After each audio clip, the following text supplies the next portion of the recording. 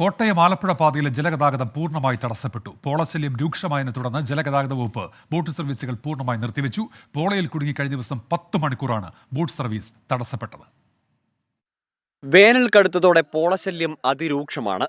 കൊടൂരാറിലൂടെ ചെറുവള്ളങ്ങൾക്ക് പോലും സഞ്ചരിക്കാൻ കഴിയാത്ത അവസ്ഥ. തണ്ണീർമുക്കം ബണ്ട് തുറന്നതിന് പിന്നാലെ പോള ഇടത്തോടുകളിലേക്ക് കയറി. ഇതോടെ ജലഗതാഗതം പൂർണ്ണമായും തടസ്സപ്പെട്ടു. കോട്ടയം ആലപ്പുഴ പാതയിലെ ബോട്ട് സർവീസുകൾ ജലഗതാഗത വകുപ്പ് നിർത്തിവെച്ചു.